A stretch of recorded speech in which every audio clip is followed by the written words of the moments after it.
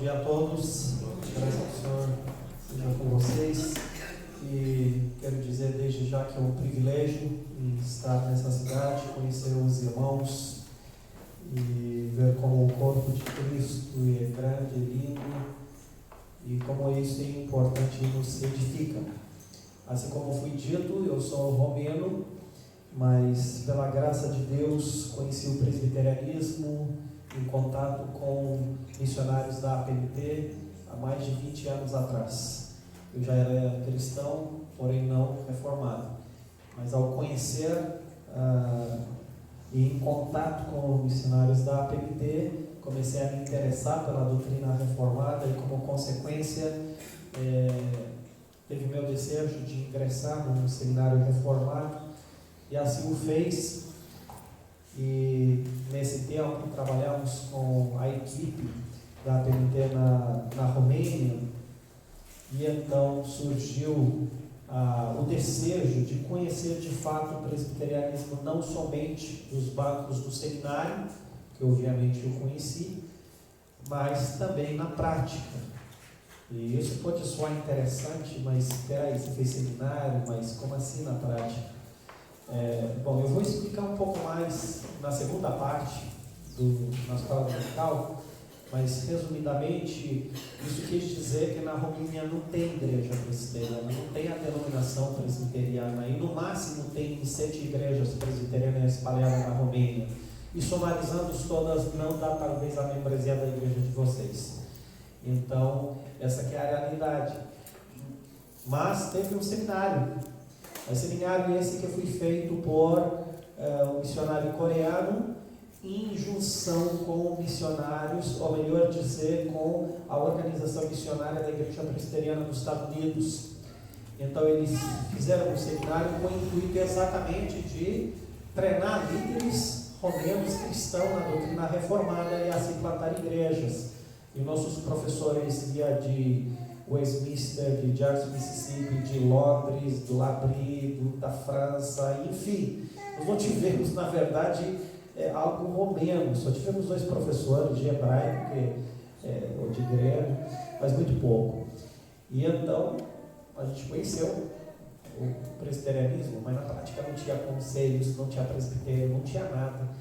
Então, esse contato com os brasileiros fez por onde eu cheguei a ser convidado a fazer um intercâmbio em São Paulo, pela igreja de Cidade Ademar, e assim se fez que pela primeira vez em setembro de 2003 cheguei ao Brasil e teve esse contato mais direto com a igreja presbiteriana. E foi ali que eu percebi a necessidade de fato de ser treinado, de conhecer mais, de ter uma estrutura mais sólida, para que assim um dia, quando Deus permitir, voltasse para a Romênia para abençoar o nosso país, ou melhor dizer, Deus abençoar também através de nós, entre outros, com a reforma.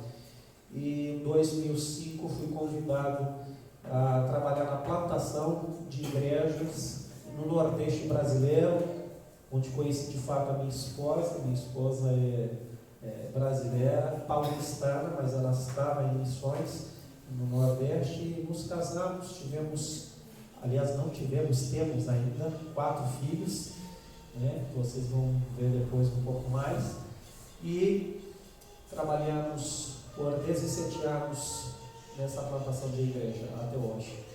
E graças a Deus, há 2 anos atrás, esse trabalho foi organizado em igreja. Em 4 de março, Deus nos deu a graça de ver essa igreja organizada, com liderança própria, e nós entendemos que agora sim está o tempo de a gente retornar. E foi quando entramos em contato com a APMT, a Agência Presbiteriana de Missões Transculturais. De fato, já conhecemos alguns membros da diretoria, e há muito tempo eles meio que martelavam na nossa cabeça: cara, você tem que ir para a Romênia, cara, tem romeno. E aí ia ali, falei: não, espera. E quando chegamos finalmente, né, aí a APMT teve um grande interesse para que nós retornaremos na Romênia como missionários da nossa agência, principalmente porque a IPB, ou melhor dizer, a APMT, Tem o desejo de firmar uma base missionária para todo o leste europeu, para os Balcanos, na Romênia. E fechou uma parceria com o Sínodo Reformado da Hungria, que eu vou falar um pouco mais sobre isso, e fui convidado a lidar com essa parceria, enfim. E terminamos, pela graça de Deus, todos os pré-requisitos. Semana que vem nós temos a nossa última entrevista, onde só assinamos as coisas.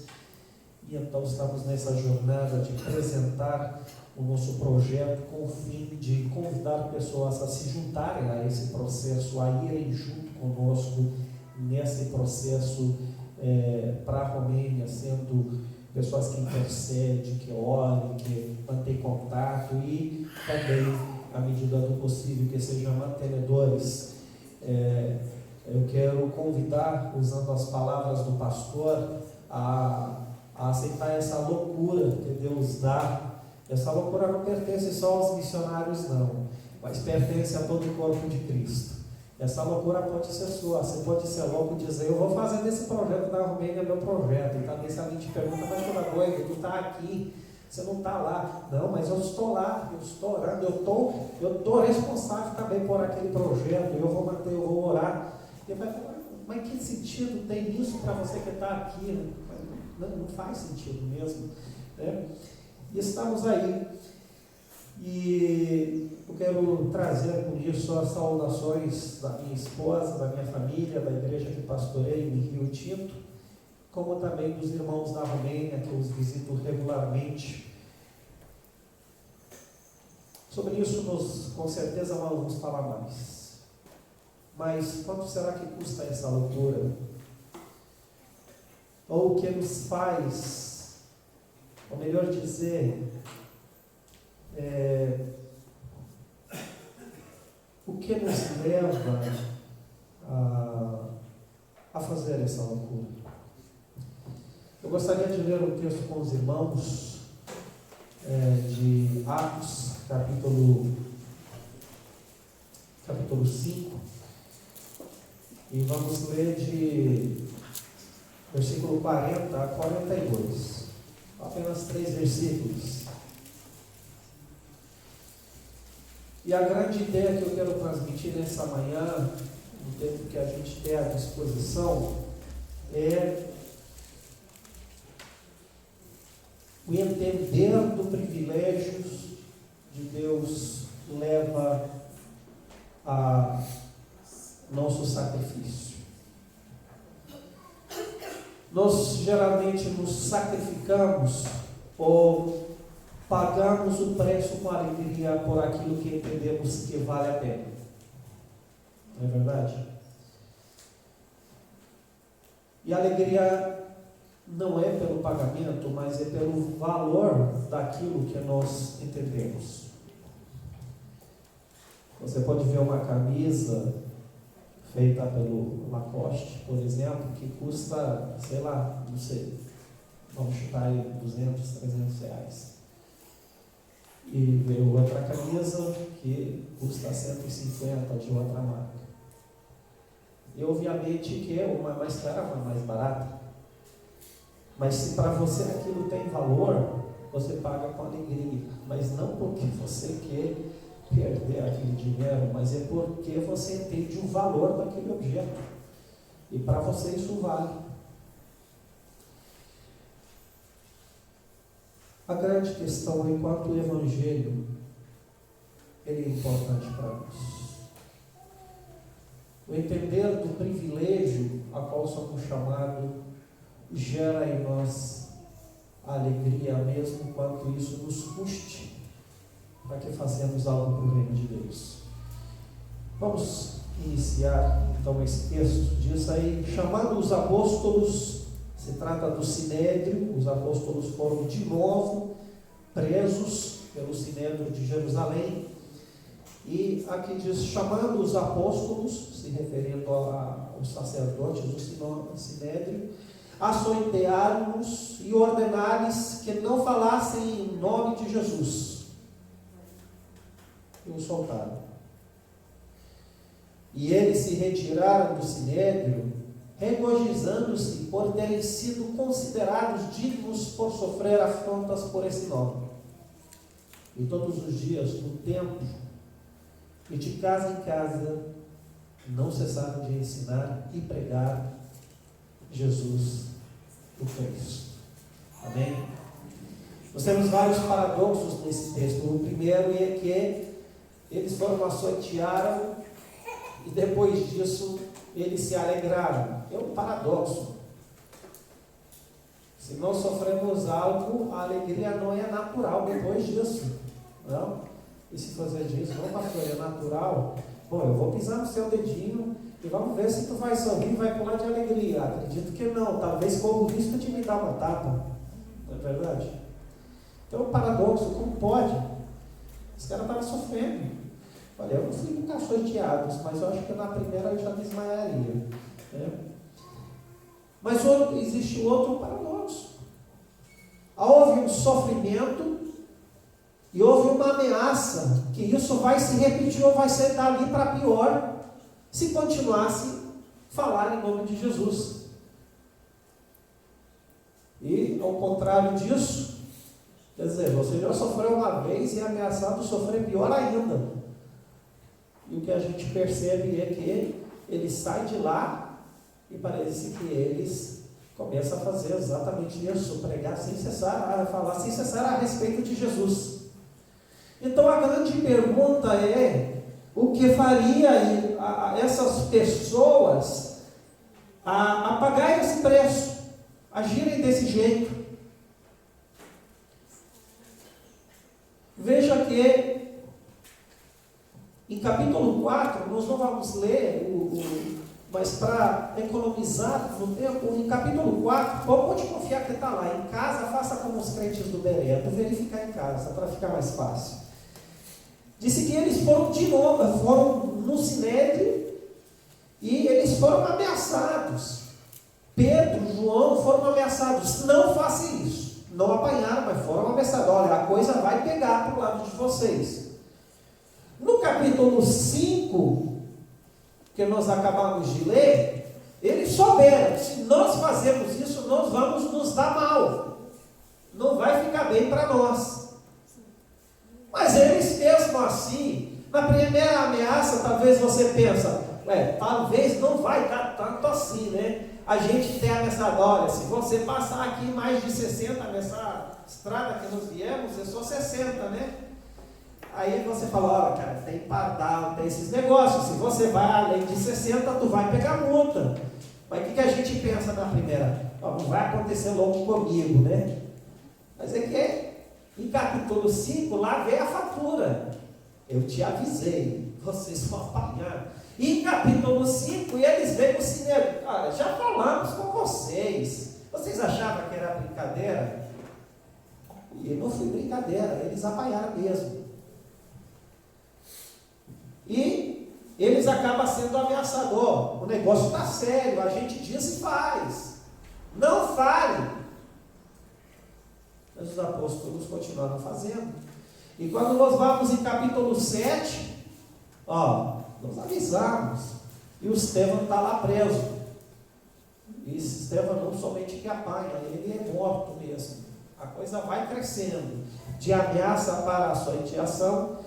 De açoiteação, não sei se existe essa palavra, mas vocês entendem o que eu quis dizer. Vai para morte. E não pensa que foi só com Estevão, não. Mais tarde, em capítulo 12, o Tiago é passado pelo fio da espada. E o próprio Pedro, que está nos 3 casos, ele acaba sendo preso para essa razão, para ele ser passado pelo fio da espada como Tiago. Então foi de ameaça para aceitação, de aceitação para a morte. Mas Deus não permitiu isso. Agora, mesmo eles sabendo que o Sinédrio estava sério no que ele estava falando, e viram que estava sério, que a coisa cresceu, isso não impediu, no entanto, que eles pregassem. Nós vivemos num mundo, meus amados, em qual, mesmo quando como cristãos, nós muitas vezes queremos servir a Deus, mas de forma que não nos custe nada. de forma que isso não traz algum sofrimento para nossas vidas ou alguma perda. Aliás, nas maiorias dos casos nós servimos a Deus já com a pretensão, não somente que não perdemos nada, mas pelo contrário, que ganhamos mais, que sejamos mais abençoados, que como filhos de Deus sejamos curados de todas as enfermidades. E ai, se Deus não faz isso, afinal das contas, se eu sou dizimista corretíssimo, ainda compro coisa para missões lá na bancada, lá fora. E então eu espero com isso que Deus vai me dar em dobro.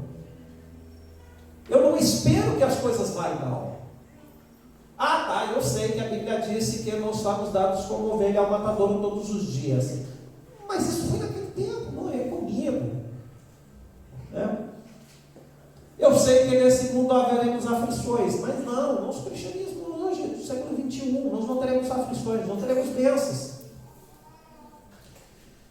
Mas talvez o nosso conceito de ser bênção, de ser privilegiado, é um pouco equivocado.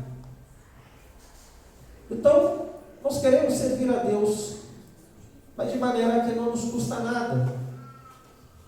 Mas quando nós pensamos desse jeito, é que de fato nós não entendemos o valor de servir a Deus. Nós escolhemos a camisa de 150.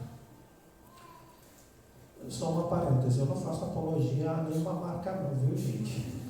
E também não estou dizendo que comprar camisa de 150 não vale, pelo contrário, se é de 80 eu até prefiro, certo? Mas assim, só para falar esse cara não tá, né? Então, só para os irmãos não passearem aí, né?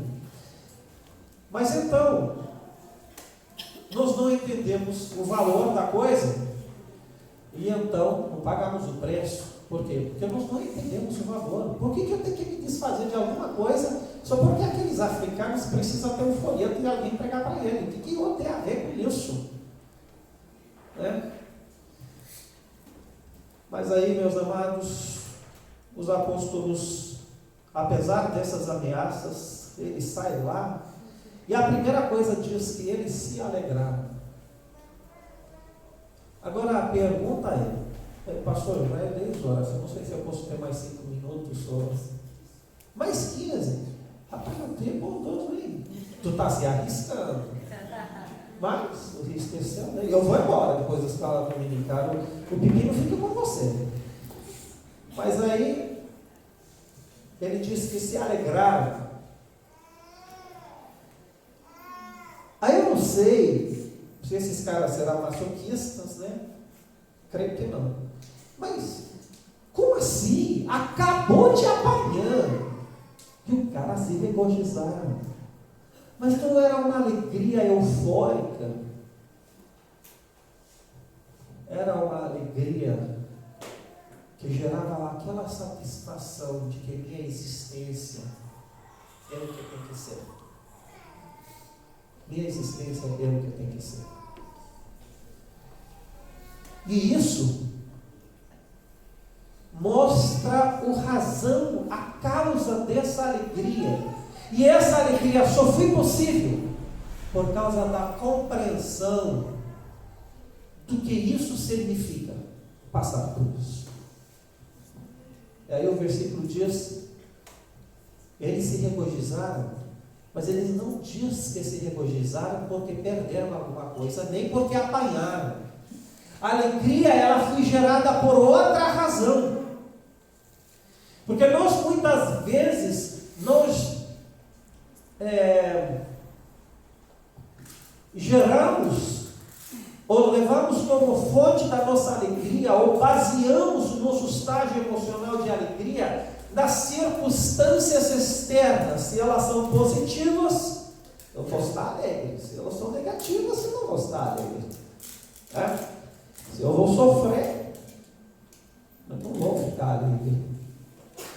Mas veja que a alegria, ela não era baseada, o estágio de satisfação, não de euforia, porque jamais eu acredito que os apóstolos eram eufóricos por terem apanhado. Eu acho que nem biologicamente dá isso. Mas o estágio de satisfação, de ficar em paz, é desse tipo de alegria ela foi gerada por outro item. E esse item teve a ver com o significado da minha vida por ter passado por isso. E aqui diz, por terem sido considerados dignos de sofrer afrontas por esse nome. Em outras palavras, isso foi um privilégio que não era dado a todos. Quer dizer, era um privilégio passar por isso. Não somente que era algo que trazia sofrimento, mas para eles a óptica era totalmente diferente. Quer dizer, é como eu dizer em termos mais assim, mais rotineiros, populares, eu estou fazendo parte de uma casta superior. Quer dizer, eu faço parte do grupo eleito privilegiado de sofrer por isso. Sofrer por esse nome significaria que eu não sou um qualquer um. Significaria que isso Deus me considerou digno para esse patamar, para esse nível, para essa honra. Quer dizer, sofrer por nome dele é ter sido honrado por Deus para isso. Às vezes nós honramos uma pessoa dando um cargo novo, né? Você trabalhou bem, então sobe de posição, recebe, sei lá, alguma coisa diferente.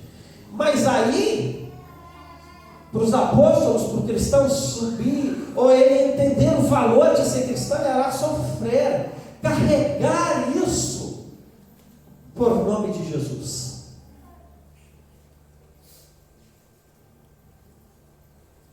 Gostaria de dar um negocinho aqui. Vou falar com meus presbíteros, fazer um negocinho desse aqui. Então, onde que estava o segredo da história?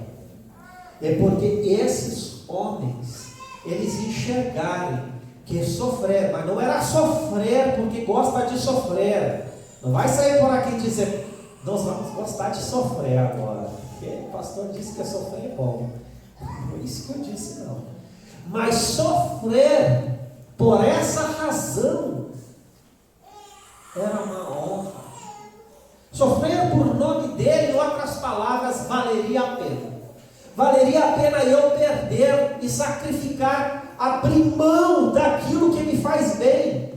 Estar bem e não ser açoiteados é uma coisa boa, mas abrir mão da sua pele, abrir mão daquilo que te beneficia, por esse nome já é uma honra, já não é mais considerado uma perca ou um sacrifício que deve ser pensado duas vezes.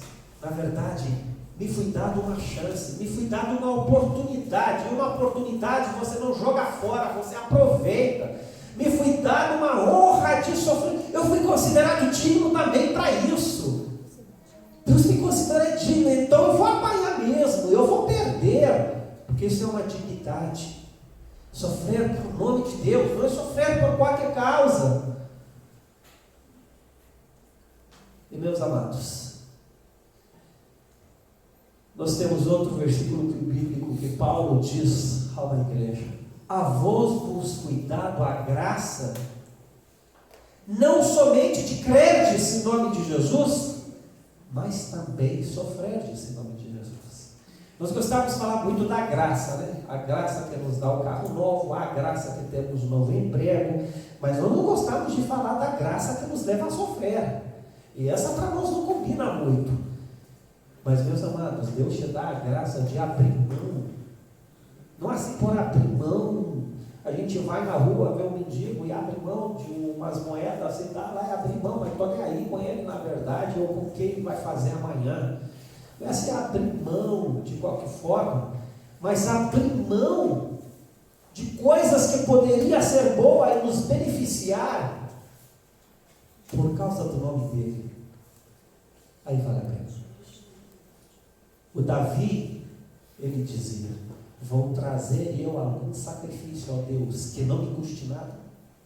E veja que Davi, naquela situação, ele tinha na mão a liberdade de fazer sem custar nada. Ele estava lá e disse: eu quero trazer uma oferta a Deus, e ver aquele terreno, ver 2 bois lá, e ver uma carruagem, e disse para o cara: quanto custa isso? Eu quero trazer uma oferta a Deus. E o cara disse: ó rei Davi, Que isso, cara? Não, leva os bois, leva a carruagem, leva quem precisar e faz oferta, não quero nada não. Mas Davi diz, não, não vai assim. O que eu faço vale. Eu quero pagar por isso, porque o prazer, eu quero pagar. Eu não vou trazer um sacrifício a Deus que não me custe nada. E aí ele comprou e fez o sacrifício. Infelizmente nós somos diferentes muitas vezes do Davi. Nós queremos fazer sacrifícios a Deus, mas se nos custe nada, melhor. Davi entendeu que não é assim. Então, amados, a nós foi dado a graça. Isso é uma graça, não um fardo pesado, mas foi de fato uma graça sofrer por nome dele. E sabe por quê, afinal das contas? É porque isso nos faz coparticipantes da maior missão que Deus tem nesse mundo. Nos faz participantes da maior obra do universo. É fazer parte daquilo que Deus exclusivamente fez pela sua graça, que eu faço parte para você disso. Deus amou o mundo de tal maneira que envolveu a si mesmo a morrer, a dar seu próprio filho a morrer, para que tudo que aquele crê nele não pereça, mas tenha a vida eterna. Isso foi uma obra exclusiva de Deus. É tanto que nós, como reformados, dizemos que nós somos salvos somente pela graça, somente pela Cristo, somente pela fé. É uma obra do início até o fim, exclusiva de Deus, onde Deus, desde a eternidade, olhou com amor para nós e nos elegeu para a salvação. E no tempo devido, Ele mandou Cristo se encarnar e morrer por nossos pecados. E não somente isso, Ele viveu a vontade de Deus em nossa vida e por isso somos justificados. Ele pagou em nosso lugar, e como esse não nos bastasse, nem para acreditar a gente podia, e até isso, Deus nos buscou em sua graça e nos deu fé, para que nós acreditamos. E Deus mandou o Espírito Santo para nos convencer. Nada tem a ver com a gente, é tudo pura graça de Deus. Mas ainda tem os eleitos de Deus espalhados pela face da terra, e eles precisam saber e ser salvos por esse sacrifício. E a Deus diz, sabe uma coisa? Eu vou envolver você. Eu vou envolver você e eu nessa missão. Vou fazer você parte do corpo de Cristo, ter a oportunidade de ser unido ao meu Filho e ter parte da sua missão. É tanto que missões não são por alguns apenas. Missões é para o corpo de Cristo. Não é somente para aqueles missionários que estavam em cartaz. A missão é para o corpo de Cristo, é para você. Não pode dizer, eu não tenho nada a ver com isso, eu vou jogar lá onde não. A missão é com eles, eu não tenho esse dom não, eu não tenho esse chamado, é com eles são doidos, é problema deles.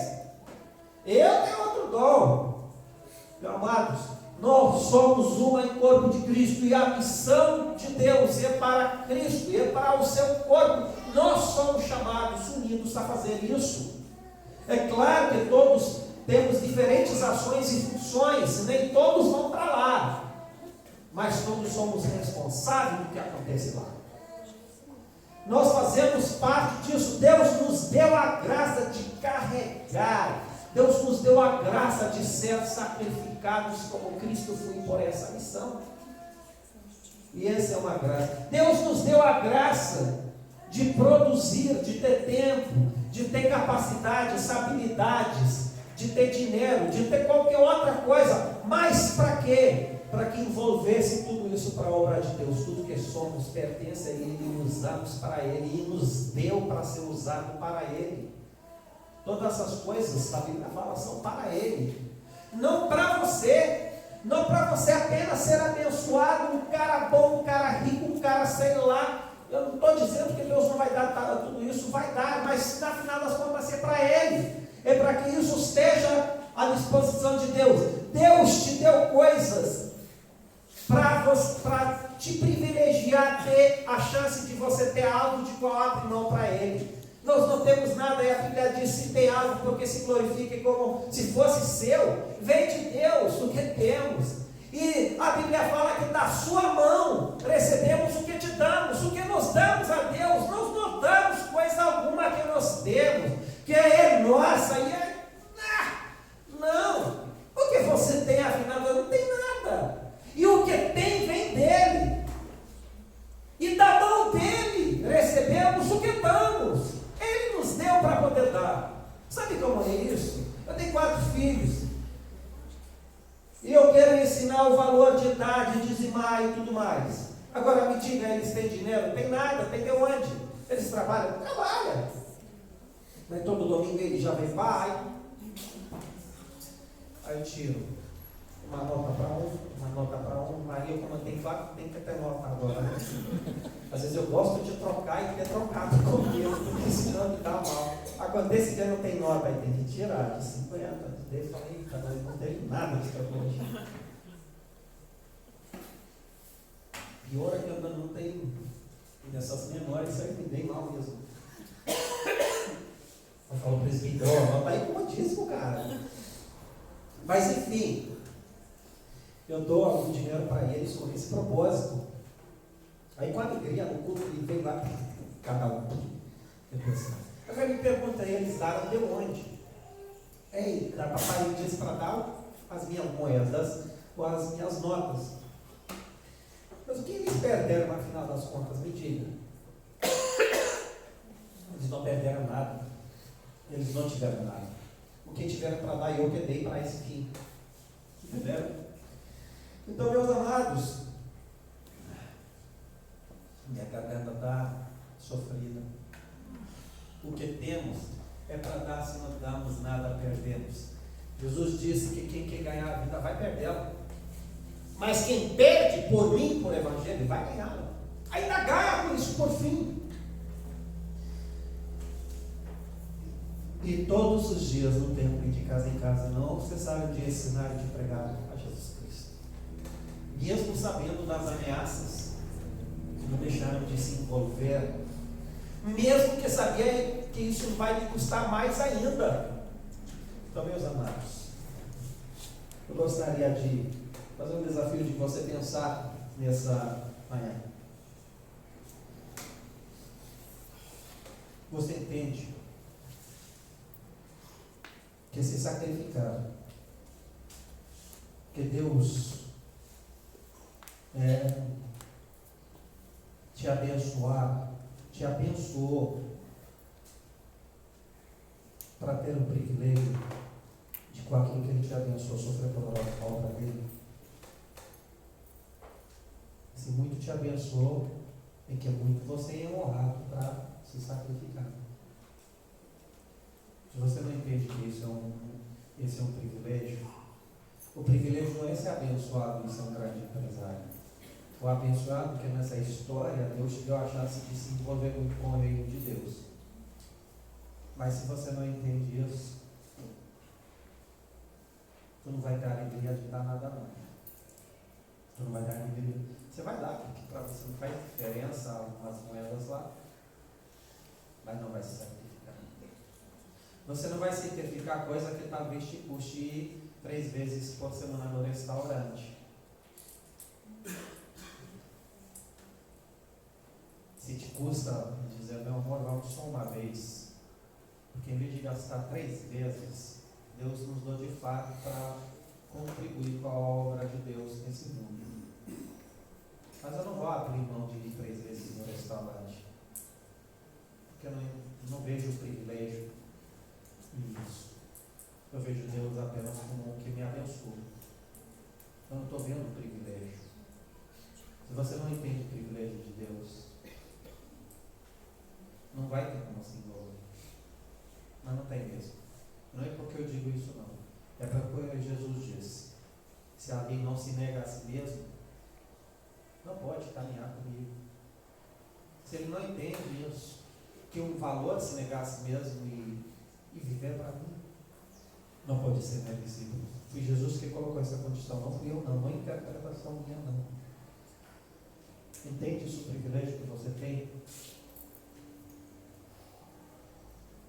Então eu finalizo dizendo, ser filho de Deus é uma graça, mas quer saber? Uma graça muito maior de viver a missão de Cristo. De Deus considerar você, eu vou cumprir a minha missão através de você. É uma graça, é um privilégio, meus amigos. Então eu convido você a considerar esse privilégio, não só de forma filosófica, pensar nele, não. Vai dizer, eu sou um privilegiado. Portanto, com alegria, eu vou abrir mão do que for necessário para a obra de Deus avançar, para o nome de Cristo ser proclamado. Eu convido a você a abrir mão, talvez não dos seus projetos, mas de muitas coisas que na verdade não é a finalidade da vida e um dia vai deixá-las de qualquer maneira. Mas abrir mão do que for preciso para que a maior obra de Deus se espalhe. Cristo abriu mão de tudo, se humilhou e se fez como nós. Deus abriu mão de tudo, porque Ele valorizava a sua salvação. Porque Deus abriu mão, você hoje está salvo. Porque Simon de Paulson falou, abrir mão de pastorear igrejas grandes nos Estados Unidos, que ele poderia, um dos maiores intelectuais da época, você tem a entender hoje aqui. Porque você vai abrir mão, vai ter uma igreja futuramente na Romênia também. Essa história continua com homens que abrem mão, com homens que são como Cristo. Mas se você não entender esse privilégio, você vai esquecer dessa mensagem. Mas futuramente alguém não vai poder dizer, por causa daqueles homens que abriram mão como Cristo, nós estamos hoje crentes aqui. Vocês podem dizer, nós estamos aqui por causa do Simon. Mas será que outros podem dizer, nós estamos aqui por sua causa? Que Deus os abençoe, que isso seja a sua realidade. Que você, o que hoje diz, eu vou abrir mão. Não, mas nós já temos 3 missionários, e já contribuí no dízimo, pastor, eu já contribuí, eu já tomo com uma sacola lá. Acredite, sempre pode mais. Acredite nisso. Que Deus os abençoe. E eu vou passar a palavra para o pastor.